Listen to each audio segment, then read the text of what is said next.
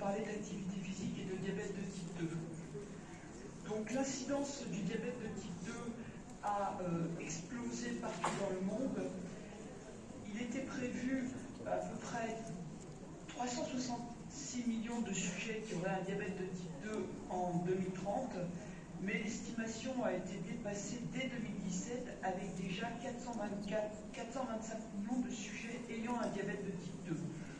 Actuellement, l'estimation serait à 629 millions de sujets atteints de diabète de type 2 en 2045.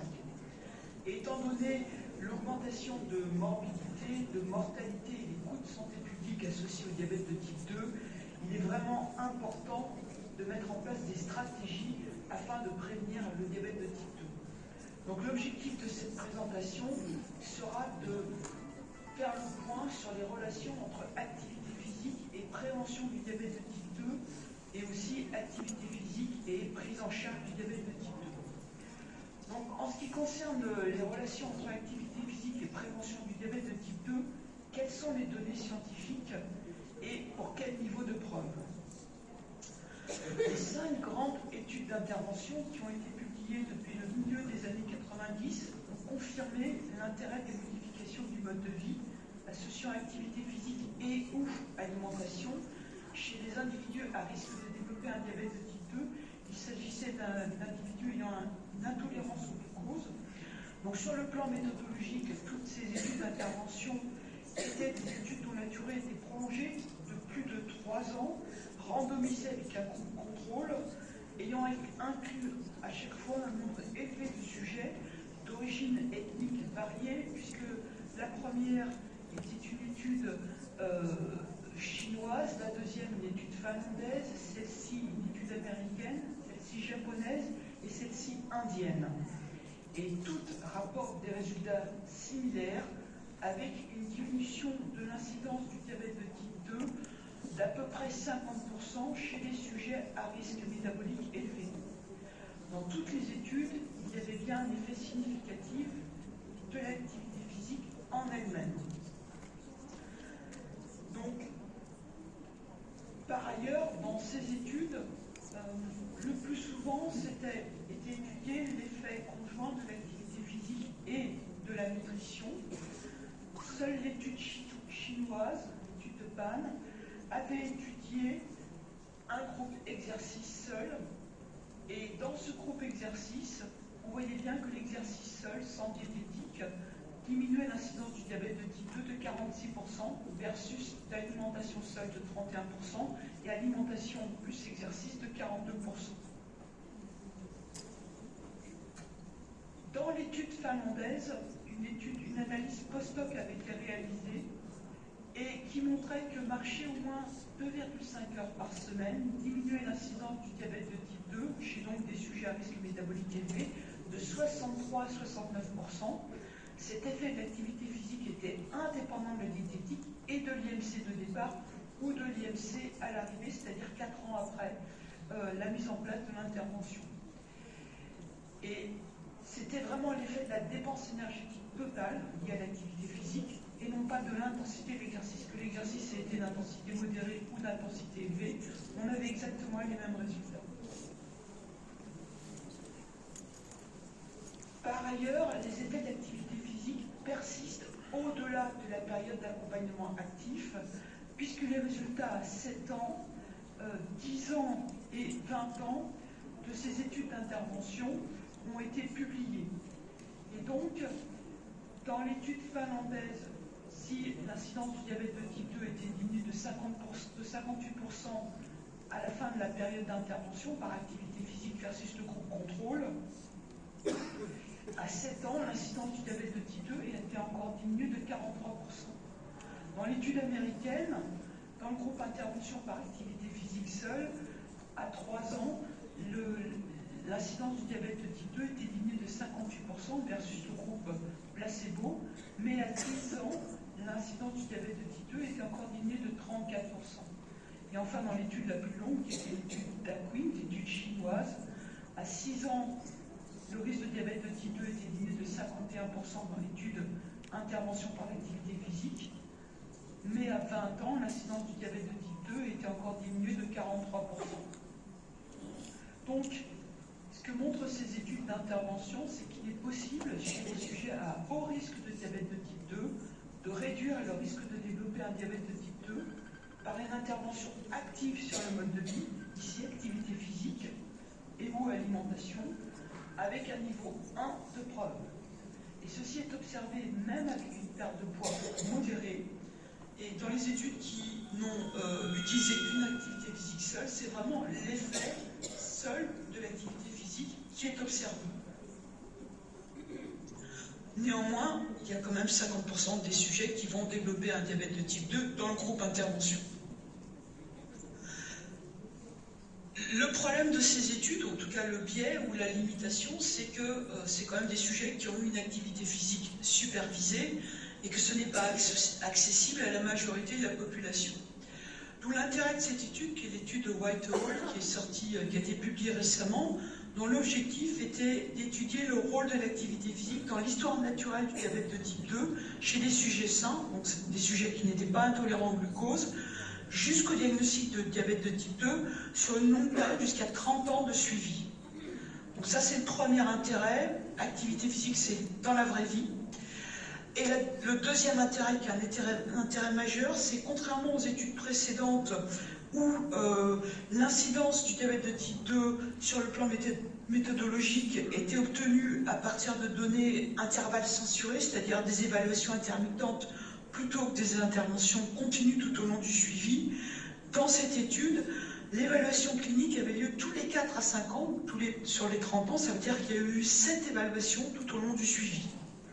Et bien sûr, les données ont été modérées par de nombreuses covariables qui peuvent influencer la survenue du diabète de type 2, comme l'alimentation, l'âge, le sexe, l'ethnicité, etc. Et donc, les caractéristiques de la population à l'entrée, c'est qu'il s'agissait donc de sujets qui étaient âgés en moyenne de 45 ans, 33% étaient des femmes et 53% suivaient les recommandations d'activité physique. Sur les 30 ans, 15,6% ont développé un diabète de type 2.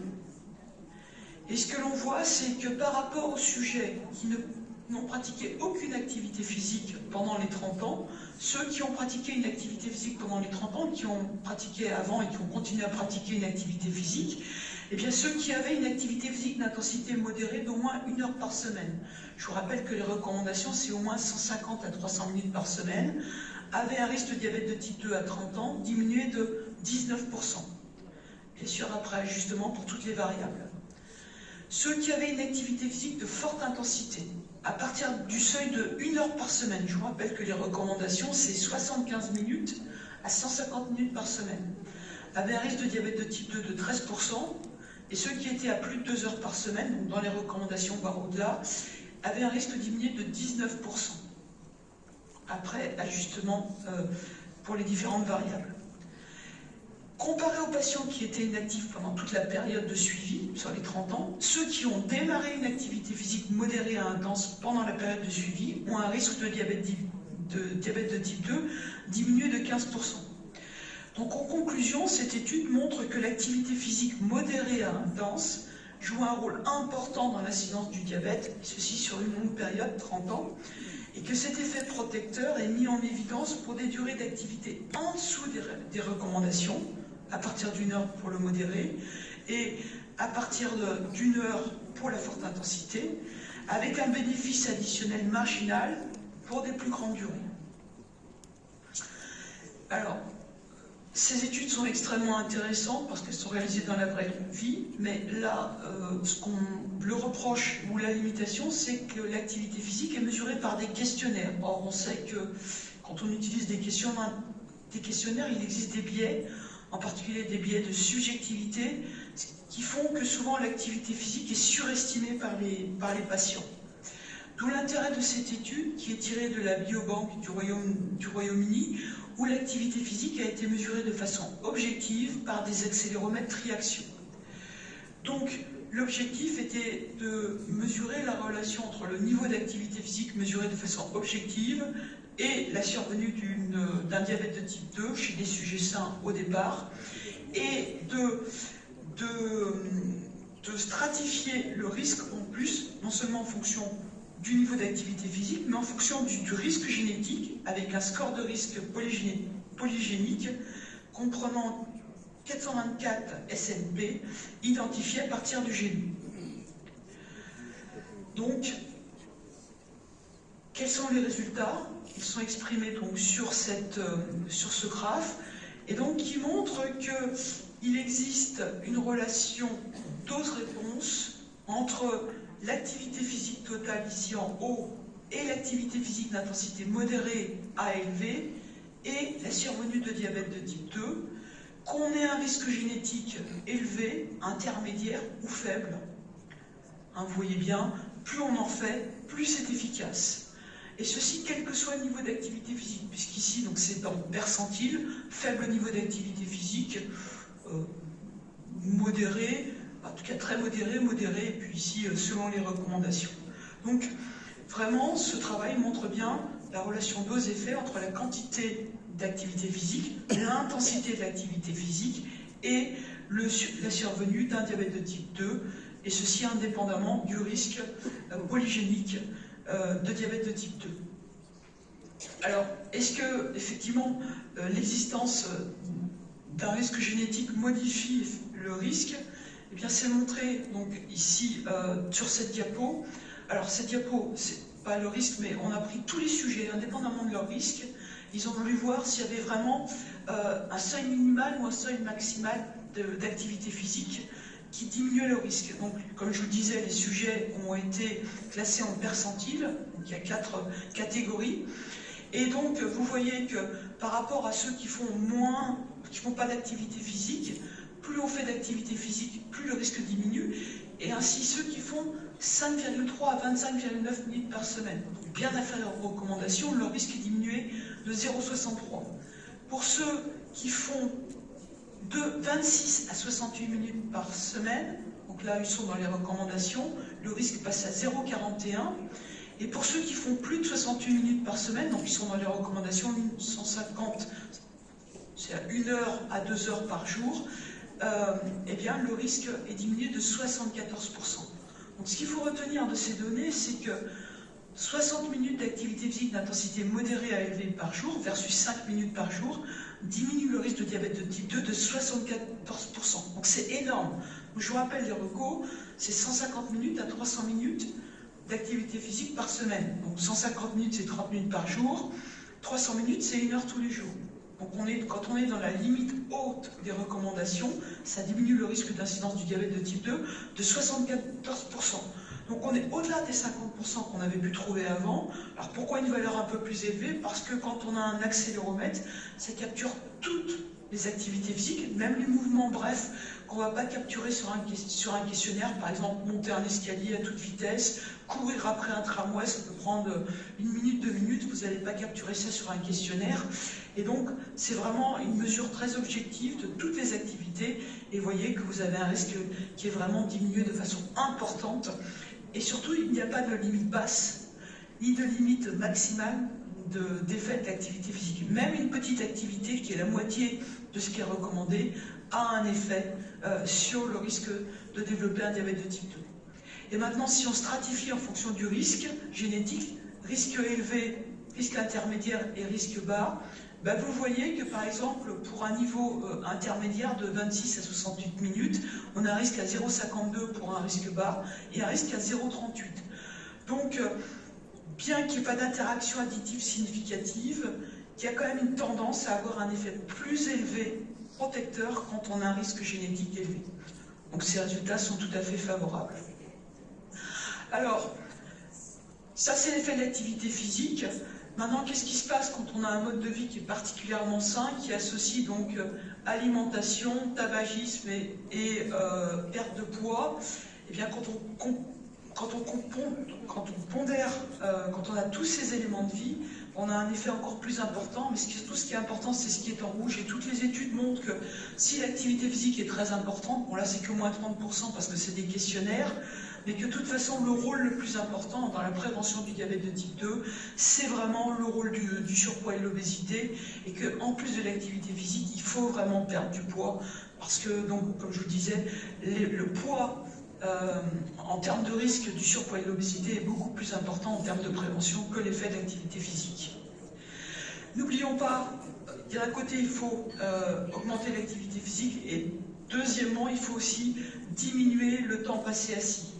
Le temps passé assis, c'est donc la sédentarité où on mesure le temps passé assis entre le matin, au moment où on se lève, et le moment où on se couche le soir. Donc vous calculez tous les temps passés assis, et on sait que le temps passé assis augmente le risque de diabète de type 2 d'un facteur 2, et ceci indépendamment du niveau d'activité physique.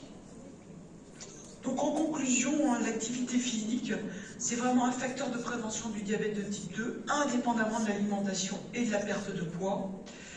Il y a un effet linéaire dose-réponse, et c'est efficace même si on est en dessous des recommandations. Les effets de l'activité physique se prolongent à long terme jusqu'à plus de 30 ans. Et sans oublier que l'activité physique a d'autres effets que la prévention du diabète. Ça diminue aussi le risque de maladie cardiovasculaire, le risque de cancer. Et donc c'est vraiment un élément incontournable du mode de vie.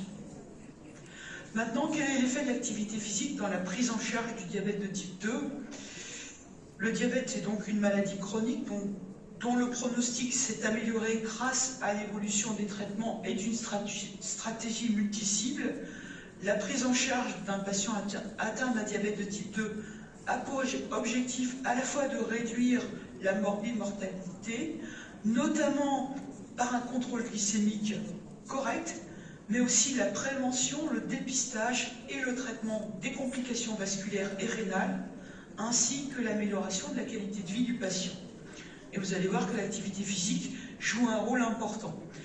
Alors ici, vous avez le résumé des effets de l'activité physique selon la dernière synthèse de l'American Diabetes Association et qui montre que l'activité physique, à la fois ici, l'activité d'endurance, l'activité d'intensité modérée à élevée et le renforcement musculaire, chacun va induire une amélioration, donc une diminution de l'insulino-résistance, une diminution de la pression artérielle, une amélioration de l'équilibre glycémique, une amélioration du profil lipidique, une amélioration des capacités physiques, endurance et force, une diminution de la dépression, une augmentation de la qualité de vie.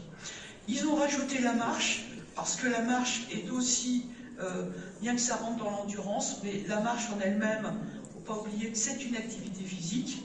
Et puis, ils montrent bien aussi, ils ont rajouté c'est activité physique et diminuer le temps passé assis, qui elle-même, cette sédentarité, de diminuer la sédentarité, a les mêmes effets que l'activité physique. Donc c'est activité physique et diminution du temps passé assis. Donc, pour résumer, donc effectivement, comme je vous le disais, l'activité physique améliore l'HbA1c. Ici, c'est une méta-analyse sur les effets de l'activité physique supervisée. Un effet global sur une baisse de l'HbA1c d'à peu près 0,7%. Que l'on fasse de l'endurance, du renforcement musculaire, mais on sait que ce qui est le plus efficace, c'est combiner endurance et renforcement musculaire. Par ailleurs, ça diminue la masse grasse viscérale. Ici, un travail chez les sujets minces, obèses et diabétiques de type 2, qui ont bénéficié de 8 semaines d'entraînement en endurance. Et l'objectif, c'était qu'ils aient un régime équilibré, sans restriction calorique. Ils n'ont absolument pas perdu de poids. Mais par contre, on leur a fait un scanner et on a mesuré la masse grasse abdominale, sous-cutanée et viscérale. Et vous voyez que chez les sujets minces, il y a une perte de masse grasse viscérale, encore plus chez les obèses insulino-résistants et encore plus chez les diabétiques de type 2, ceci sans aucune perte de poids.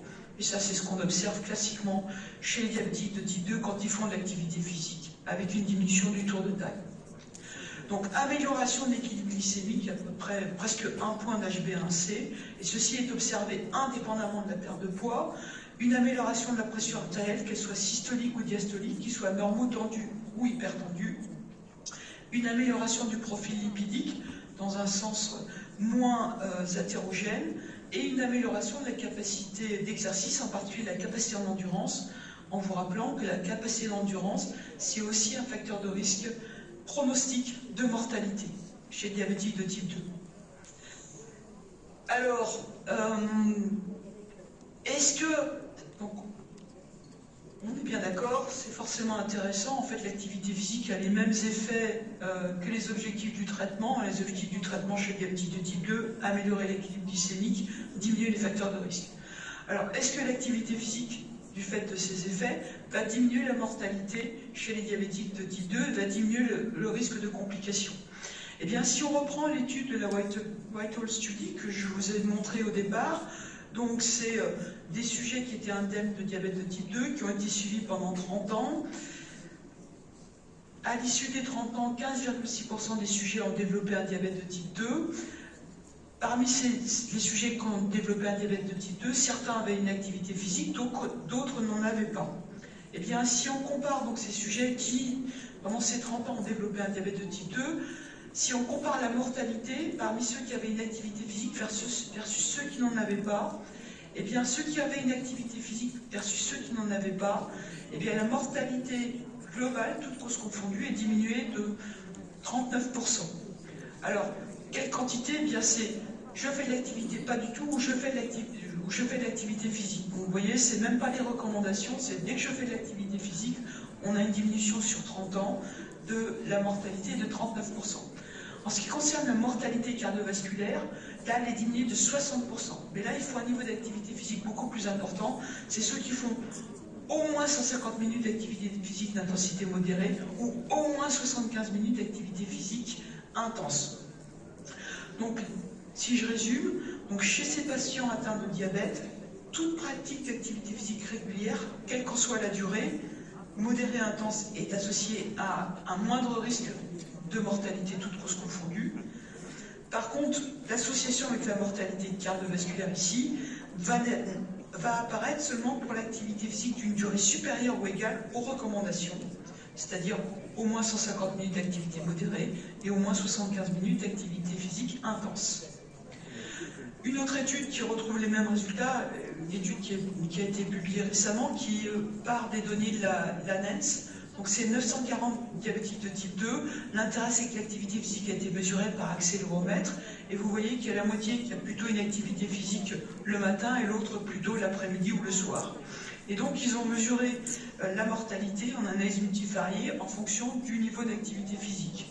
Et vous voyez que ici vous avez donc la mortalité en fonction du niveau d'activité physique, c'est le temps à passer en activité d'intensité modérée à élevée en minutes par semaine, 0 jusqu'à 500 minutes par semaine.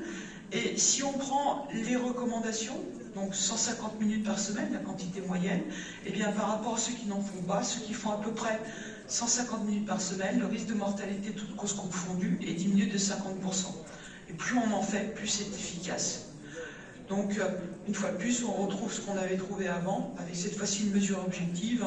Ceux qui font l'activité physique et qui sont dans les recommandations, on a une diminution de la mortalité globale de 50%.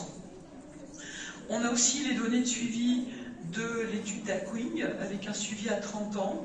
Je vous rappelle une recherche supervisée de 6 ans, un suivi à 30 ans, et qui montre que à 30 ans, une diminution de l'incidence de diabète de type 2 de 39%, diminution de la mortalité globale de 24%, diminution des événements cardiovasculaires de 26%, diminution de la mortalité cardiovasculaire de 23% et diminution des complications microvasculaires de 25%. Bon, je vous rappelle que là, l'activité physique avait été mesurée uniquement par questionnaire. Autre étude, l'intérêt de cette étude, c'est que cette fois-ci, c'est des cohortes européennes, finlandaises, anglaises et puis françaises. Donc c'est l'étude Advance, et avec un suivi médian de 5 ans.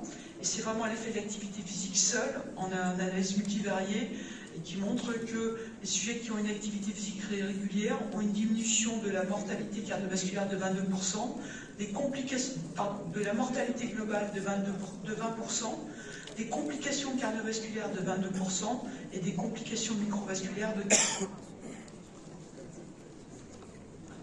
Bonjour à toutes et à tous. Merci